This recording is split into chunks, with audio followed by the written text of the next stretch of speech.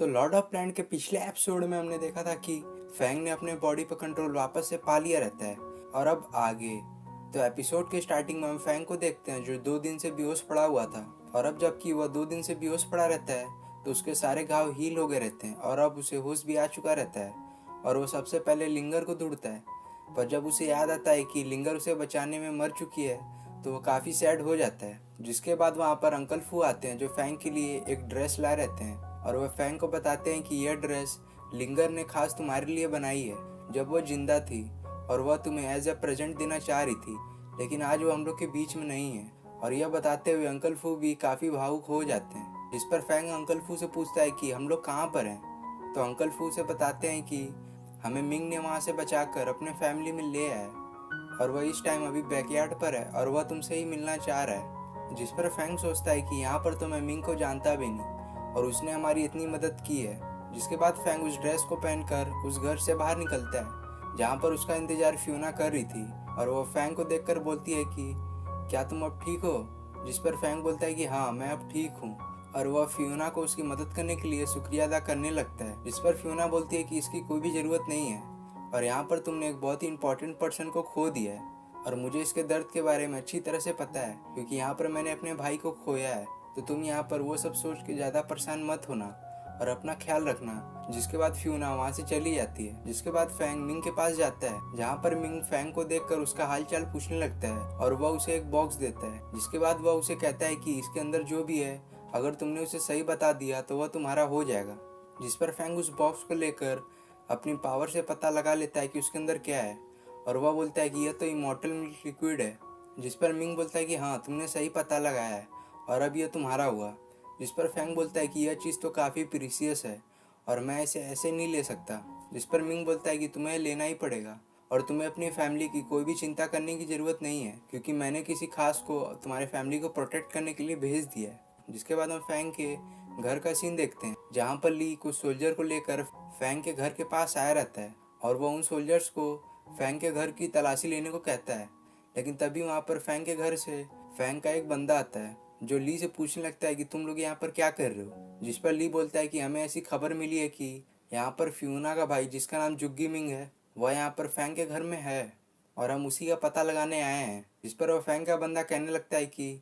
तुम्हारी हिम्मत कैसे हुई ये सब कहने की और मैं तुम्हें ऐसी तलाशी नहीं लेने दूंगा। और वो उन सोल्जर्स को अटैक करके पीछे कर देता है। जिस पर ली अपने फैन से उस बंदे पर अटैक कर देता है, लेकिन तभी वहाँ पर एक बहुत ही पावरफुल बंदा आता है जो उस फैन को वापस पीछे भेज देता है। और ये वही बंदा होता है जो मिंग ने फैंग के घर को प्रोटेक्ट करने के लिए भेजा था, जो बोलता है कि मेरे रहते हुए यहाँ पर तुम फैंग के घर के आसपास भी नहीं आ सकते। जिस पर ली के फादर उस पर अटैक करने के लिए आगे बढ़ते हैं, पर यहाँ पर वो बंदा अपने बॉडी एनर्जी को रिलीज करता है। जिसके एनर्जी को रिलीज करते ही उसके फादर पीछे चले जाते हैं और वो समझ जाते हैं कि यह बंदा काफ़ी पावरफुल है। जिस पर वो चुपचाप वहाँ से चले जाते हैं। जिसके बाद वो बंदा फैंग के आदमी को कहता है कि तुम मेरे लिए एक लेटर लिख के फैंग को भेजो। जिसके बाद हम फैंग को देखते हैं जो मिंग का उसका ट्रेजर बॉक्स वापस लौटाने लगता है जिसे उसने ब्लैक से लिया रहता है। जिस पर मिंग बोलता है कि अब ये ट्रेजर बॉक्स मेरे किसी भी काम का नहीं है क्योंकि यहाँ पर मेरे पास ड्रैगन विन आ चुका है और अब ये बॉक्स तुम ही रखो। जिस पर फैंग उस बॉक्स को रख लेता है। जिसके बाद फैंग पूछता है कि यहाँ पर तुमने मेरी जान क्यों बचाई है, मैं तो तुम्हें जानता भी नहीं हूँ। जिस पर मिंग बोलता है कि पर मैं तुम्हें जानता हूँ, मैंने तुम्हें उस 7 स्टार आइलैंड में देखा था जहाँ पर तुम चोरी चुप के हमारी बातों को सुन रहे थे। और वो आगे फैंग को बताता है कि मैंने तुम्हारे सोल पावर को देखा है, तुम्हारी सोल पावर काफ़ी अच्छी है, तो क्या तुम मेरे फैमिली के बिहाफ पर जेड विन बेट में हिस्सा लोगे, जिस बेट में काफ़ी पावरफुल फैमिली पार्टिसिपेट कर रही है। और अगर तुमने इस बेट को जीत लिया तो मैं तुम्हें हजारों इमॉर्टल मिल्क लिक्विड देने के लिए तैयार हूँ। जिस बात पर फैंग उसे मना करने लगता है, लेकिन तभी वहाँ पर उसके पास एक बर्ड आता है जो उसके लिए एक चिट्ठी लाया रहता है और इसमें वही सब लिखा रहता है जो मिंग ने उसे बताया था कि एक बंदा उसके फैमिली को प्रोटेक्ट कर रहा है। जिस चिट्ठी को पढ़कर फैंग काफी खुश हो जाता है और वह मिंग को इस बैट में मदद करने के लिए तैयार हो जाता है। जिसके बाद हमें एक दूसरे फैमिली का सीन दिखाया जाता है और इस फैमिली का नाम 4C हाउस फैमिली होता है जो कि मिंग के फैमिली का काफी बड़ा दुश्मन होता है, जो इस जेड विन बैट में पार्टिसिपेट करेगी। जहाँ पर हम मास्टर हु को देखते हैं जो इस फैमिली से उस बैट में पार्टिसिपेट करेंगे, जिनके सामने उनके फैमिली का मास्टर रहता है जिसका नाम मास्टर जुग्गी होता है, जिसे वो बता रहे थे कि इस साल का भी हम लोग ये बैट जीत जाएंगे और इस बार भी हमें कोई भी हरा नहीं पाएगा। जिस पर मास्टर जुग्गी बोलते हैं हाँ, और मैं तो आज रात को ही मिंग के फैमिली के ट्रेनिंग ग्राउंड पर अटैक कर दूंगा, जिससे वो बंदा जो मिंग के फैमिली की तरफ से इस बैट में पार्टिसिपेट कर रहा है उसकी ट्रेनिंग नहीं हो पाएगी और उसे हम लोग बहुत ही आसानी से हरा देंगे। जिसके बाद हम फैंग, अंकल फू और मिंग को देखते हैं जो एक बोट से दूसरी जगह आगे रहते हैं और ये मिंग का ट्रेनिंग आइलैंड होता है, जहाँ पर मिंग अंकल फू और फैंग को एक सीक्रेट रास्ते से अपने अंडरग्राउंड ट्रेनिंग एरिया में ले जाता है, जहाँ पर वो फैंग को बताता है कि यह जगह हमारे एंसेस्टर की है और यहाँ पर नॉर्मल से 100 गुना ज़्यादा ग्रेविटी है, जिससे तुम यहाँ पर ट्रेनिंग करके अपनी सोल पावर को काफ़ी हद तक बढ़ा सकते हो। और जब फैंग और अंकल फू उस ट्रेनिंग एरिया में आते हैं तो वह वहाँ पर सही से खड़े भी नहीं रह पा रहे थे और वह वहीं गिर जाते हैं, जिससे फैंग समझ जाता है कि यह ग्रेविटी का यूज़ करके अपनी फिजिकल बॉडी को काफ़ी पावरफुल बना सकता है, जिससे वह अपनी डिवाइन बॉडी टेक्निक को और भी प्रोग्रेस कर पाएगा। जिसके बाद फैंग को वहाँ पर ट्रेनिंग करते हुए बहुत दिन बीत जाते हैं और जब वह अपनी ट्रेनिंग को ख़त्म कर लेता है तो वह वहाँ से बाहर आता है, जहाँ पर वो अपने सामने से मिंग को गुजरते हुए देखता है और यहाँ पर मिंग इतनी तेज़ी से गुजरता है कि फैंग उसको ध्यान से देख भी नहीं पाता है,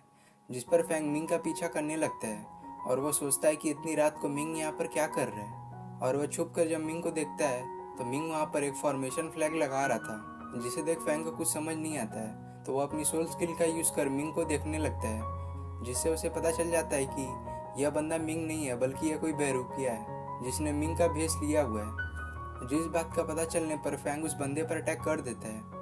और वह उसको अटैक करके काफ़ी पीछे भेज देता है, जिससे वह बंदा अपने असली रूप में आ जाता है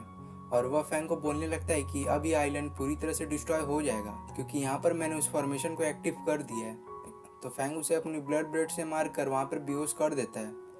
और इस बंदे को मास्टर जुग्गी ने इस आइलैंड को डिस्ट्रॉय करने के लिए भेजा रहता है और थोड़ी देर में वो फॉर्मेशन एक्टिव हो जाता है, जिससे वहाँ पर बहुत ही पावरफुल गोल्डन लाइट बाहर आने लगती है, जिससे फैंग समझ जाता है कि यह फॉर्मेशन वाकई में बहुत ही पावरफुल है। जिस पर वो अपनी माइंड वर्ल्ड में जाकर उस ब्लैक सोल से मदद मांगने लगता है, जिस पर वो ब्लैक सोल बोलने लगता है कि मैं तुम्हारी कोई मदद नहीं करूँगा। जिस पर फैंग उसे बोलता है कि तुम्हें अच्छी तरह से पता है कि आखिरी बार तुमने हद पार कर दिया था और तुमने मेरे बॉडी पर कब्जा कर लिया था। और आगे फैंग बोलता है कि अगर तुम मेरी इसमें मदद करोगे तो मैं तुम्हें इमॉर्टल मिल्क लिक्विड दूंगा। जिस पर ब्लैक सोल तुरंत ही उस इमॉर्टल मिल्क लिक्विड को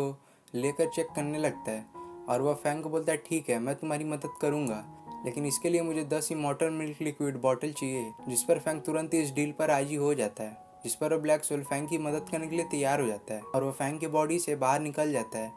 और वो उस फॉर्मेशन को देखकर बताता है कि यह तो स्काई बर्निंग फॉर्मेशन है और यह फॉर्मेशन बहुत ही पावरफुल फॉर्मेशन होता है,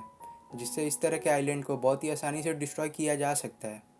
पर यहाँ पर मेरे पास एक तरीका है जिससे मैं इस फॉर्मेशन को डिस्ट्रॉय कर सकता हूँ।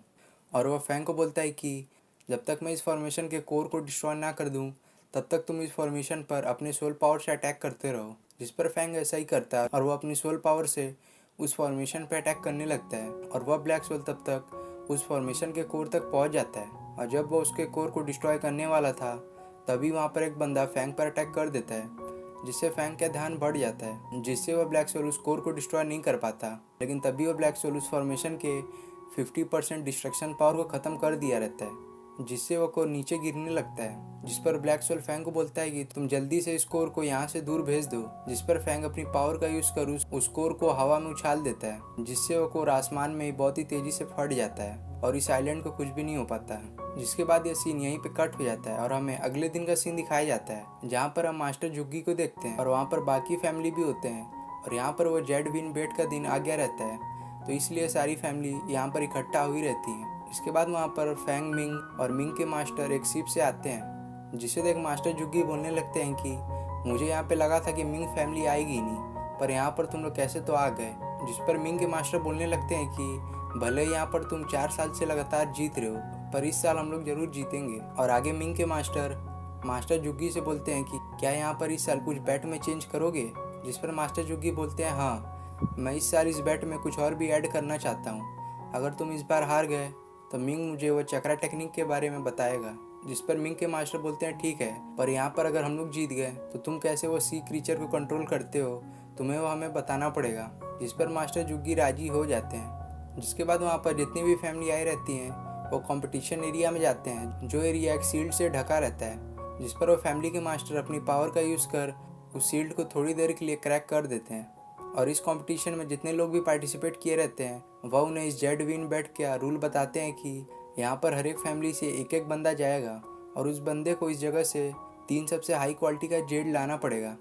और जो भी फैमिली का बंदा सबसे ज़्यादा हाई क्वालिटी का जेड ला पाएगा उसे इस कंपटीशन का विनर समझा जाएगा। जिस पर जितने भी पार्टिसिपेंट होते हैं वह इस एरिया में चले जाते हैं, जिसके साथ ये मैच स्टार्ट हो जाता है, जहाँ पर हम मास्टर वू को देखते हैं जिनके पास एक बहुत ही पावरफुल कंपास होता है जो हाई क्वालिटी जेड को बताता है, और उन्हें तभी वहाँ पर एक हाई क्वालिटी जेड मिल जाता है, जिस पर वह जब उस डायरेक्शन में जाते हैं तो वहाँ पर एक दूसरे फैमिली का पार्टिसिपेंट होता है जिसका नाम मास्टर वुआंग होता है, जिस पर मास्टर वुआंग को उस जगह से हटने के लिए कहते हैं क्योंकि उन्होंने उस जेट को अपने पैर के नीचे दबा कर रखा रहता है। जिस पर मास्टर वहाँ कहते हैं कि ठीक है, तुम इस जेट को लेकर यहाँ से चले जाओ लेकिन वापस यहाँ पर मत आना। जिस पर मास्टर उस जेट को लेकर चुपचाप वहाँ से चले जाते हैं। जिसके बाद हम फैंग को देखते हैं जो उस एरिया में घूम रहा था, और यह जगह फैंग को काफ़ी अजीब लग रही थी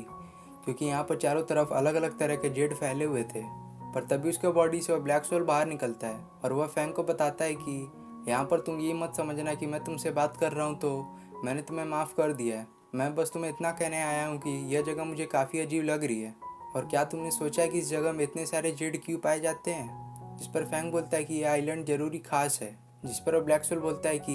इन समुद्र के गहराइयों में ज़रूरी एक वुडन एल्फ होगा जिसके कारण यहाँ का वेजिटेशन ऐसा है कि यहाँ पर इतने सारे जेड पाए जाते हैं, और अगर तुमने उसको पा लिया तो तुम्हें उसे फ्यूचर में काफ़ी एडवांटेज होगा। और वह ब्लैक सोल फैंग को एक समुद्र किनारे लाता है जहाँ पर वह उसे बोलता है कि तुम अपनी सोल पावर का यूज़ करके सोल बबल बनाओ जिसके अंदर तुम्हारी सोल एनर्जी होगी, और अगर यह सोल एनर्जी उस वुडन एल्फ को पसंद आ गई तो वह इस समुद्र से बाहर जरूर आएगा। जिस पर फैंग ऐसा ही करता है और वह बहुत सारे सोल बबल उस समुद्र में डाल देता है। जिसके बाद हम वहाँ पर वुडन एल्फ को देखते हैं जो इस बॉल को देखकर काफ़ी खुश हो जाता है और वह उसे खाने लगता है। जिस पर ब्लैक सोल बोलता है कि बहुत अच्छे, तुम इस समुद्र में अपनी सोल पावर का बबल डालते रहो, और थोड़ी देर में ही वह वुडन एल्फ उस समुद्र से बाहर निकलकर फैंग के पास आ जाता है। जिस पर वह ब्लैक सोल फैंग को बोलता है कि तुम अपने हाथों में सोल पावर का बबल ले लो। जिस पर वह ऐसा ही करता है जिससे वह वुडन एल्फ उसकी तरफ अट्रैक्ट होने लगता है। जिस पर ब्लैक सोल बोलता है कि तुम अपनी सोल पावर अपनी बॉडी से हल्का हल्का रिलीज करो जिससे वुडन एल्फ तुम्हारी बॉडी में एब्जॉर्ब हो जाएगा। जिस पर फैंग ऐसा ही करता है और वो अपनी सोल पावर को अपने बॉडी से धीरे धीरे रिलीज करता है जिससे वो वुडन एल्फ काफ़ी अट्रैक्शन फील करता है, तो इसलिए वो फैंग के बॉडी में ही चला जाता है, जिससे फैंग के बॉडी से एक बहुत ही पावरफुल ऑरा निकलता है। और इसके साथ ये एपिसोड यहाँ पे ख़त्म हो जाता है।